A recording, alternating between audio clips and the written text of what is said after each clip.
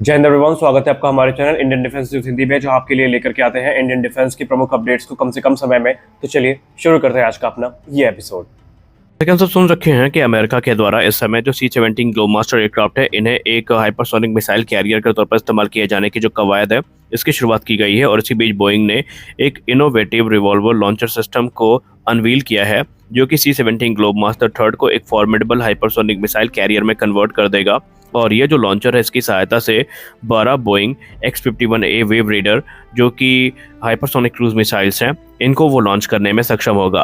और आपको बताते चलें कि इसी प्रकार के इनोवेटिव अप्रोच के लिए भारत को भी संपर्क किया गया था, और संभावित है कि भारत भी इस प्रकार के क्षेत्र में इन्वेस्ट करना चाहेगा, क्योंकि भारत के पास भी C-17 ग्लोबमास्टर थर्ड एयरक्राफ्ट मौजूद है। और बॉम्बिंग मिशन के लिए या एयरक्राफ्ट से क्रूज मिसाइल को लॉन्च करने का जो कॉन्सेप्ट है, ये तेजी के साथ फैलता जा रहा है, और भारत में इस चीज को लेकर के भी इंटरेस्ट काफी पहले से जाग चुका है। जैसा कि हम सब जानते हैं कि इस समय MRFA को लेकर के जो एयरक्राफ्ट मैन्युफैक्चरर्स हैं, इनमें बड़ी गतिविधि देखी गई है, और ये गतिविधि सामान्य नहीं है।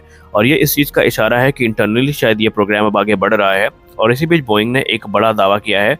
बोइंग का कहना है कि ये जो F-15EX फाइटर एयरक्राफ्ट है, भारत को एक रीजनेबल प्राइस में दिए जाएंगे, और ये इस कैटेगरी के सबसे कॉस्ट इफेक्टिव एयरक्राफ्ट हो सकते हैं। उन्होंने कहा कि F-15EX की स्पीड, इसकी टेक्नोलॉजी और इसकी कैपेबिलिटी किसी भी एयरक्राफ्ट को सरपास कर सकती है MRFA के अंतर्गत। और इसीलिए बोइंग इस चीज को लेकर के कॉन्फिडेंट है कि भारतीय वायुसेना इस पर गौर जरूर करेगी। F-15EX अपने साथ तकरीबन 20 एयर टू एयर मिसाइल को लेकर उड़ सकता है, और यह ठीक उसी वेट कैटेगरी का एयरक्राफ्ट है जिसमें हमारा सुखोई 30 MKI फाइटर एयरक्राफ्ट गिना जाता है। खैर, यहाँ पर अभी भी एक्सपर्ट्स ये मानते हैं कि राफेल के चांसेस सबसे ज्यादा हैं। उसका कारण ये है कि भारत में इनका इंफ्रास्ट्रक्चर विकसित हो चुका है, और भारत ने हैवी इन्वेस्टमेंट कर रखी है। आपको क्या लगता है, कौन सा एयरक्राफ्ट भारतीय वायुसेना के द्वारा लेना चाहिए? कमेंट सेक्शन में जरूर बताइए। और अगली बड़ी अपडेट तपस अनमैन एयर व्हीकल को लेकर के आ रही है। आप सबको पता है कि ANI की रिपोर्ट में ये कंफर्म हो चुका है कि भारतीय नौसेना 4 की संख्या में इन ड्रोन्स को खरीद रही है। तो कल ANI की रिपोर्ट में एक और नई रिपोर्ट सामने आई, जहां पर कहा गया कि भारतीय नौसेना के बाद अब भारतीय वायुसेना भी 6 की संख्या में इन ड्रोन्स को खरीदने के लिए इच्छुक है, जिसका सीधा मतलब है कि अब ये टोटल नंबर्स 10 तक पहुंच गए हैं। हालांकि इनिशियल जो प्रोग्राम था वो तकरीबन 90 प्लस ड्रोन्स का था, लेकिन क्योंकि अभी ये रिक्वायरमेंट पूरा करने में सक्षम नहीं है, जो कि 30,000 फीट और 24 घंटे के एंड्योरेंस की है, लेकिन फिर भी एक रीजनेबल नंबर में ये लिए जा रहे हैं। और एक अनुमान लगाया गया है कि आने वाले भविष्य में इन नंबर्स में हमें इजाफा होता नजर आएगा। कहा जा रहा है कि मौजूदा कॉन्फ़िगरेशन में भी ये सर्विलेंस और रिकॉनेसेंस मिशन करने में सक्षम है। भारतीय वायुसेना इनको चीन से सटी सीमा के पास डिप्लॉय करेगी, तो भारतीय नौसेना इंडियन ओशन रीजन में इनसे नजर रखेगी।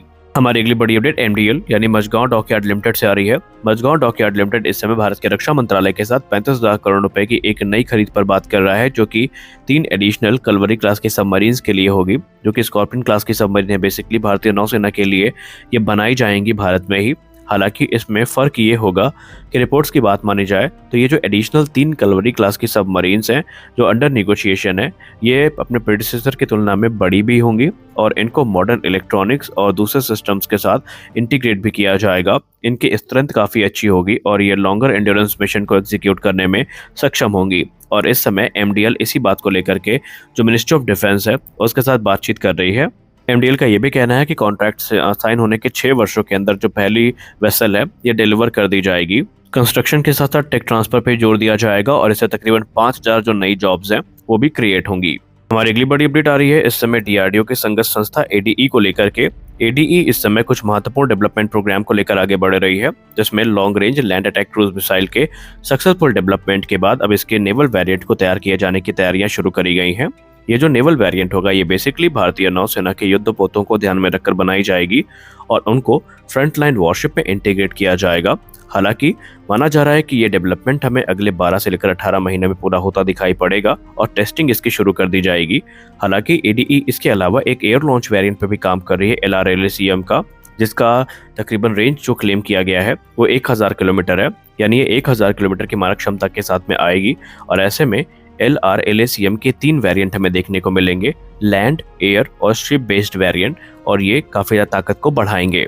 हमारी अगली बड़ी अपडेट LCS प्रचंड हेलीकॉप्टर को लेकर के आ रही है। हम सब जानते हैं कि LCS प्रचंड को लेकर के अब जो मंजूरी है ये मिल चुकी है, और बहुत जल्दी जो ऑफिशियल कॉन्ट्रैक्ट है ये भी साइन कर लिया जाएगा, जहां पर 156 हेलीकॉप्टर्स की खरीद की जानी है।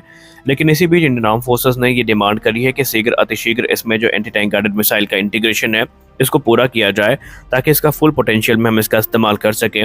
आपको बताते चलें, रिपोर्ट्स के हिसाब से इसी वर्ष के अंत तक इसमें जो इंटीग्रेशन प्रोसेस है ये शुरू हो जाएगा और उसके बाद जो चरणबद्ध टेस्टिंग प्रक्रिया है इसकी शुरुआत होगी।